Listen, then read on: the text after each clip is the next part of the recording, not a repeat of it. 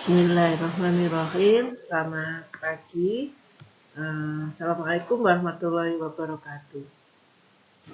Pada kesempatan kali ini, marilah kita bersyukur pada Allah karena masih diberi kesempatan untuk bisa bertemu kembali dalam keadaan sehat dan penuh berkah dari Allah Subhanahu wa Ta'ala. Baiklah, pada siang ini kita akan membicarakan tentang abstrak penelitian.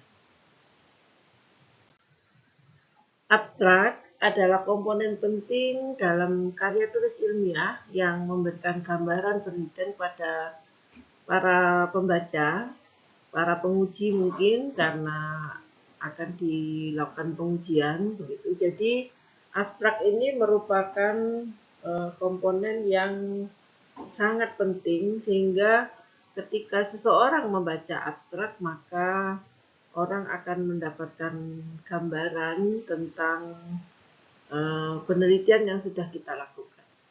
Sehingga perlu kita mengatur penulisan abstrak kita. Abstrak berfungsi sebagai potret informasi mengenai isi karya ilmiah yang berguna untuk menilai cepat. Jadi dengan abstrak harapan kita dengan membaca abstrak orang sudah mendapatkan gambaran tentang isi dari karya ilmiah kita yang sehingga dengan demikian orang bisa memberikan penilaian terhadap apa yang sudah kita lakukan. Orang dapat menilai dengan cepat apakah karya ilmiah tersebut relevan dengan topik atau penelitian sedang dilakukan atau tidak. Jadi dengan membaca abstrak itu seseorang itu bisa mendapatkan gambaran yang jelas tentang penelitian kita. Jadi kita harus cermat dalam menuliskan abstrak di dalam karya ilmiah kita, dalam laporan karya ilmiah kita. Tips menulis abstrak yang baik. Jadi pertama, abstrak itu harus singkat dan padat. Jadi biasanya abstrak itu tidak lebih dari 250 sampai 300 kata. Oleh karena itu pastikan untuk mencakup semua elemen penting tanpa berlebihan. Jadi kita harus meramu kata yang ada yang kita tuliskan untuk membatasi kata yang akan kita tuliskan sehingga kalimat yang kita tuliskan itu jelas dan bisa dipahami dengan baik, termasuk di dalamnya adalah dipahami isinya, dipahami metodenya, dipahami latar belakangnya, dan dipahami kesimpulan dari penelitiannya. Kemudian selain singkat dan padat, maka perlu juga dituliskan secara jelas dan tepat. Jadi gunakan bahasa yang jelas dan langsung, jadi tidak bertele-tele karena jumlah kata yang terbatas. Hindari jargon teknis yang tidak perlu dan pastikan bahwa pembaca dari berbagai latar belakang dapat memahami isi abstrak. Jadi kita memahami bahwa tidak semua orang yang membaca itu adalah orang yang sama ilmunya dengan kita, sama bidangnya dengan kita. Nah, oleh karena itu abstrak itu harus jelas dan tepat karena kita ingin orang yang membaca penelitian kita dengan membaca abstrak, dia mendapatkan gambaran tentang segala sesuatu tentang penelitian kita. Meskipun belum secara detail, tetapi secara garis besar, orang sudah bisa memahami. Dan siapapun yang membaca diharapkan sudah bisa memahami apa secara global penelitian yang sudah kita lakukan berdasarkan abstrak dalam laporan tersebut. Yang selanjutnya, syarat yang selanjutnya adalah objektif. Sampaikan informasi secara objektif tanpa memberikan opini pribadi atau interpretasi yang mendalam. Jadi, di dalam penelitian itu, di dalam abstrak itu tidak ada opini. Jadi opini itu akan ada apabila di dalam laporan penelitian atau mungkin di dalam artikel penelitian. Biasanya dituliskan eh, di dalam pembahasan. Nah, di dalam pembahasan itu adalah ruang dari seorang peneliti atau seorang penulis untuk memberikan opininya. Baik opini pribadi itu uh, opini pribadinya ataupun opini yang disampaikan oleh orang lain yang disampaikan oleh peneliti. Jadi seorang peneliti di dalam abstrak ini harus menyampaikan secara objektif dan tidak ada opini yang dituliskan. Karena opini ada di ruang yang lain, bukan di abstrak. Kemudian yang selalu ada di dalam abstrak adalah kata kunci. Kata kunci atau biasa kita sebut keyword di dalam sebuah penelitian itu harus ada di dalam abstrak. Umumnya tidak lebih dari 3 atau 5 kata. Biasanya kalau di dalam beberapa publikasi di jurnal begitu ada disyaratkan mungkin 3 kata atau 5 kata begitu. Jadi dituliskan sesuai dengan apa yang disyaratkan oleh pemilik dari jurnal tersebut. Nah, kata kunci ini sangat penting ya, jadi supaya orang bisa mengetahui di mana alamat dari penelitian kita. Jadi kalau di searching begitu orang langsung bisa melihat oh di sini misalnya kata kuncinya misalnya stunting atau kata kuncinya stunting, kemudian anak balita, kemudian apa mungkin intake-nya atau mungkin status gizinya dan lain sebagainya. Jadi kata kunci ini sangat penting, ya, harus diberikan kata kunci yang relevan dengan penelitian. Jadi kita mengambil kata inti dari penelitian kita. Pastikan kata kunci dapat mewakili topik penelitian. Ya, tentu saja karena kata kunci ini merupakan apa ya gambaran singkat ya sebetulnya dari penelitian kita. Jadi oleh karena itu kata kunci kita harus dapat mewakili topik penelitian. Elemen-elemen penting yang termasuk di dalam abstrak, yang pertama adalah latar belakang. Jadi abstrak sebuah penelitian itu harus ada latar belakang penelitian kita. Jadi jelaskan secara singkat tentang konteks dan alasan mengapa penelitian dilakukan.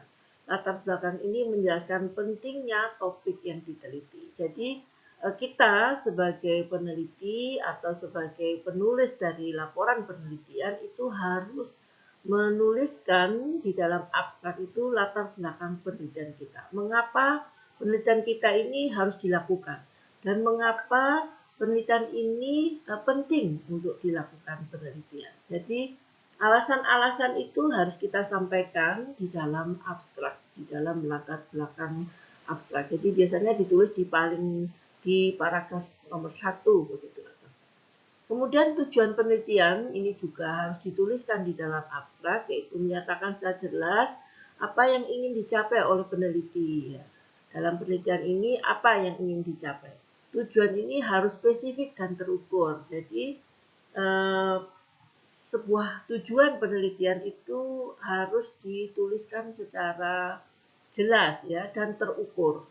Bagaimana cara mendapatkan tujuan tersebut? Bagaimana tujuan tersebut dapat dicapai? Ya. Mungkin suatu saat saya akan bisa menyusun video untuk bagaimana menulis tujuan penelitian, bagaimana menetapkan tujuan penelitian. Kemudian yang selanjutnya adalah metode penelitian. Jadi deskripsi singkat tentang bagaimana penelitian dilakukan, termasuk dalam desain penelitian, populasi dan sampel, teknik pengumpulan data, serta metode analisis yang digunakan. Jadi di dalam metode penelitian ini kita harus bisa merangkum dalam beberapa kalimat ya, jadi deskripsi tentang bagaimana penelitian itu dilakukan. Jadi kalau misalnya penelitian ini metodenya panjang, maka kita harus menyingkat mana yang paling urgent untuk bisa disampaikan kepada pembaca sehingga eh, bisa dipahami secara keseluruhan dari jalannya penelitian tersebut. Kemudian selanjutnya adalah hasil. Hasil ini adalah ringkasan temuan utama dari penelitian. Hasil ini harus disampaikan secara jelas dan ringkas tanpa interpretasi yang mendalam. Jadi, seperti tadi disampaikan bahwa hasil penelitian di dalam abstrak itu tidak boleh ada opini. Jadi harus objektif. Nah, disinilah letak keobjektifannya. Jadi hasil itu harus ditulis secara jelas, ringkas, tanpa interpretasi. Ini yang perlu diberikan garis bawah ya. Jadi tidak boleh ada interpretasi di dalam abstrak itu tidak boleh ada interpretasi. Ya, sehingga murni hasil penelitian. Kemudian selanjutnya adalah kesimpulan. Nah, kesimpulan ini adalah pernyataan singkat tentang apa yang dapat disimpulkan dari hasil penelitian dan implikasinya. Kesimpulan ini harus mencerminkan pencapaian tujuan penelitian. Jadi, kesimpulan ini merupakan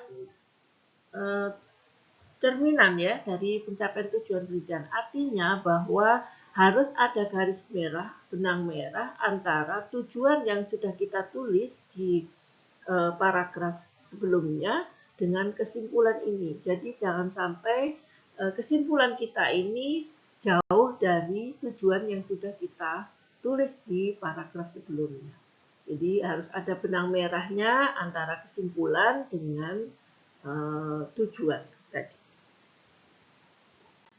Nah, contoh abstrak dalam penelitian ini adalah ini mungkin kami buatkan ya. Jadi penelitian dilakukan untuk mengevaluasi pengaruh metode pembelajaran berbasis proyek terhadap prestasi akademik siswa. Tujuan dari penelitian ini adalah untuk menentukan efektivitas metode pembelajaran berbasis proyek dalam peningkatan prestasi akademik siswa. Penelitian ini menggunakan desain, jadi ada latar belakangnya, kemudian ada tujuan penelitiannya, kemudian ada metode penelitian. Jadi metodenya di sini disampaikan penelitian ini menggunakan desain eksperimen.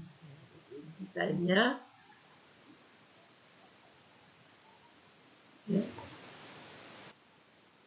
ini desainnya, kemudian di sini dikatakan ada sampelnya 100 siswa dibagi menjadi 2 kelompok, yaitu kelompok kontrol dan kelompok eksperimen.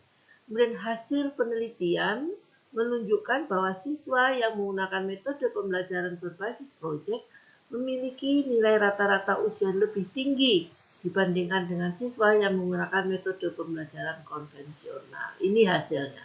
Kemudian metode pembelajaran berbasis lebih efektif dalam meningkatkan prestasi akademik. Oleh karena itu, disarankan agar sekolah mempertimbangkan untuk mengadopsi metode ini dalam kurikulum mereka. Jadi ini saran dari peneliti. Jadi oleh karena itu disarankan begitu. Nah, ini adalah contoh dari abstrak penelitian yang sudah mencakup dalam pengantar atau pendahuluannya atau latar belakangnya, kemudian ada tujuannya, kemudian ada desain atau metode penelitiannya. Jadi penelitian ini menggunakan desain eksperimen dengan sampel dibagi menjadi 2 kelompok ini.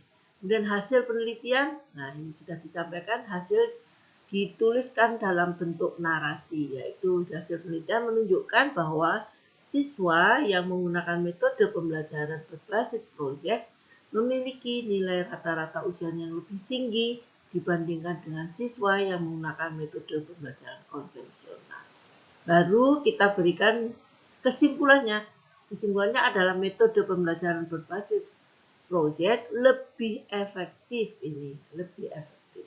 Karena itu disarankan. Jadi ini ada saran, jadi sudah lengkap di sini ya. Jadi kita menghitung kalimatnya tidak boleh lebih dari 250 atau 300 kata. Jadi perlu diperhatikan mungkin kata sambung, kata hubung, dan lain sebagainya itu jika dianggap tidak perlu maka dihilangkan karena tulisan dan itu saja sudah masuk dalam hitungan satu kata. Oleh karena itu kita wajib memilih kata-kata yang lebih ringkas tetapi tidak merubah arti dari kalimat yang ingin kita sampaikan. Nah, di sini dari contoh abstrak ini, kata kunci yang ada adalah metode pembelajaran berbasis proyek. Nah, ini juga ya, sudah ada metode pembelajaran berbasis proyek, prestasi akademik, kemudian eksperimen, dan siswa SMA. Karena ini semua ada di sini, jadi mana yang kita lakukan penelitian, ya penelitiannya tentang metode pembelajaran berbasis proyek. Kemudian yang ingin kita pelajari yang kedua adalah prestasi akademik. Bagaimana prestasi akademik dengan metode pembelajaran berbasis proyek. Kemudian eksperimen ini adalah metode yang dilakukan. Jadi penelitian ini adalah penelitian eksperimen. Kemudian dilakukan di siswa SMA. Jadi ini sampel penelitiannya adalah siswa SMA. Baik, itu yang bisa saya sampaikan untuk materi penulisan abstrak. Mudah-mudahan bisa dipahami dengan baik dan mudah-mudahan bisa membantu Anda dalam menulis abstrak dalam laporan penelitian nanti. Terima kasih. Saya ucapkan selamat melaksanakan penelitian dan selamat menulis laporan penelitian sehingga laporan penelitian itu akan memberikan dampak positif bagi Anda sendiri dan bagi orang lain yang akan membacanya. Jangan lupa untuk memberikan komentar di dalam kolom komentar terhadap apa yang sudah saya sampaikan. Barangkali ada pertanyaan, silakan ditulis di kolom komentar Anda. Terima kasih perhatiannya. Assalamualaikum warahmatullahi wabarakatuh. Salam sehat.